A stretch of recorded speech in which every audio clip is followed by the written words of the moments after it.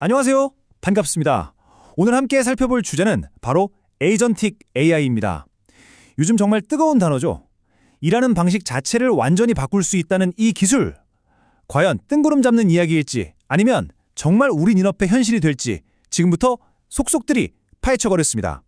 먼저 에이전틱 AI가 뭐냐 딱 한마디로 정의하면 이겁니다.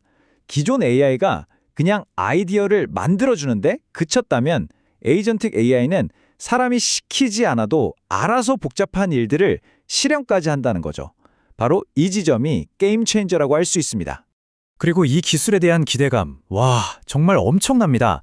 비즈니스 리더의 무려 84%가 에이전틱 AI가 자기 회사를 근본적으로 바꿔놓을 거라고 믿고 있어요. 열의 8 이상이 그렇게 생각한다는 거니까 거의 모두가 이 변화를 예상하고 있다는 뜻이죠. 자, 그런데 말이죠. 이렇게 기대는 하늘을 찌르는데 과연 현실은 어떨까요?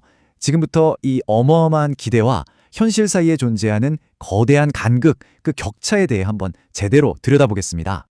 우선 대부분의 조직들이 AI의 중요성은 이미 잘 알고 있어요. 보시는 것처럼 74%나 되는 조직이 어떤 종류든 AI를 쓰는 게 우리에겐 정말 중요하다고 동의했습니다. AI가 필요하다는 데에는 이견이 거의 없는 셈이죠. 하지만 바로 여기서 놀라운 반전이 나옵니다. 그렇게 AI가 중요하다고 말한 조직 중에 실제로 우리는 AI를 정말 효과적으로 써서 좋은 성과를 내고 있다고 자신 있게 말하는 곳은 단 26%에 불과했다는 겁니다. 74%와 26%. 이 차이 정말 어마어마하지 않나요? 그래서 이 보고서에서는요, 조직들을 크게 세 그룹으로 나누고 있어요. 이미 AI를 잘 활용해서 앞서 나가는 리더, 이제 막 따라가려고 시도하는 팔로워, 그리고 아직 좀 뒤처져 있는 후발주자. 이름만 들어도 대충 감이 오시죠? 과연 이 세 그룹을 가르는 결정적인 차이는 뭘까요? 그걸 한번 알아보겠습니다. 도대체 왜 이렇게 생각과 현실의 차이가 큰 걸까요? 기술이 아직 부족해서? 아니면 다른 이유가 있는 걸까요? 조직들이 지금 부딪히고 있는 가장 큰 벽이 뭔지 하나씩 짚어보겠습니다. 여기서 정말 흥미로운, 어쩌면 가장 중요한 포인트가 나옵니다. 가장 큰 장애물이 뭐냐고 물었더니 놀랍게도 기술 그 자체가 아니었어요.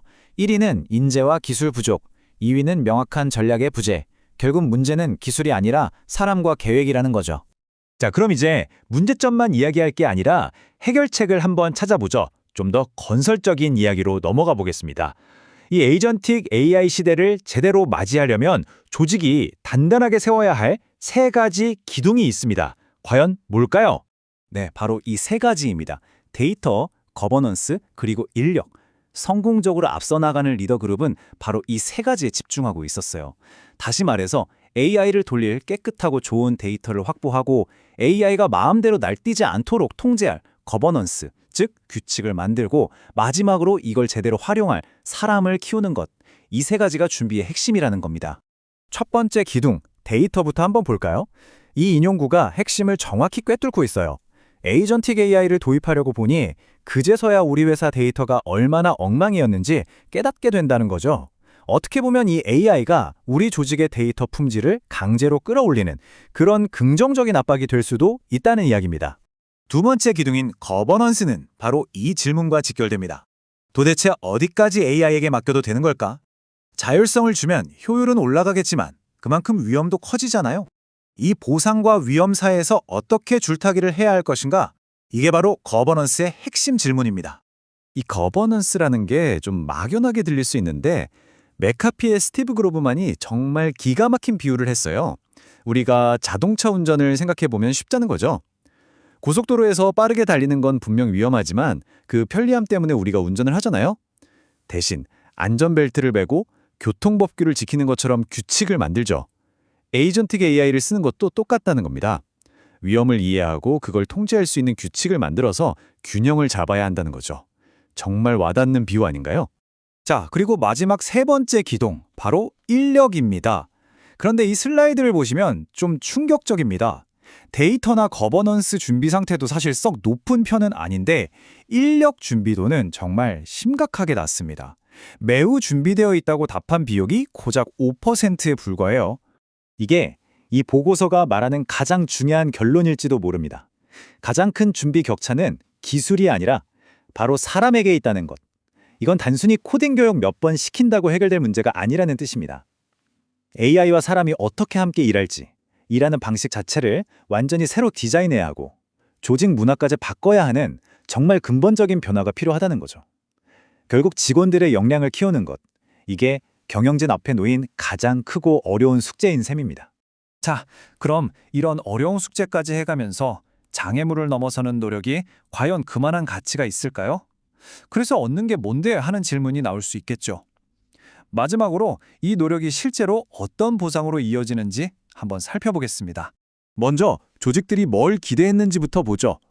AI를 도입하면 뭐가 좋아질 거라고 생각했을까요? 역시나 가장 큰 기대는 생산성 향상이었고요. 그 다음이 더 나은 의사결정, 그리고 비용 절감 순이었습니다. 충분히 예상 가능한 순서죠. 그런데 정말 놀라운 건 바로 다루 슬라이드입니다. 실제로 AI를 도입한 기업들이 얻은 혜택을 봤더니 와, 보세요. 순서가 똑같습니다. 생산성 향상, 더 나은 의사결정, 비용 절감. 그들이 기대했던 바로 그 혜택을 실제로 얻고 있었다는 거죠.